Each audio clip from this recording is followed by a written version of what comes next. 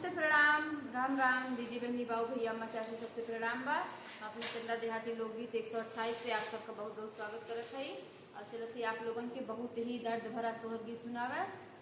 एक दो सहेली का दर्द भरा सोहर गीत बा, तो आप लोग लास्ट तक सुनी है तो गीत का आनंद आई आप लोगन के। तो चलिए सुनी। बहुत ही सखी अपने सखी से काव काव कहत हैं, तो आप लोग गीत के माध्यम से सुनिए। तो आवाज चला सुना। नमस्कार दोस्तों, तो हम आपका चंदा देहाती लोकगीत 128 से चलत है। बहुत ही प्यारा सुहर गीत बा, दर्द भरा बा। सहेली अपने ससुर से आने में अपने सहेली से काव काव कहत हैं अपने पिया के बारे में। आप लोग सुनल जाए, देखल जाए। जब हम रहली बाबा के घर आयावरो भैया के घर आयावरो भैया के घर आओ। सखिया खेलत रहली मौनी भर के मोतिया सुपेलवा भर के मोतिया सखिया खेलत रहली मौनी भर के मोतिया सुपेलवा भर के मोतिया जब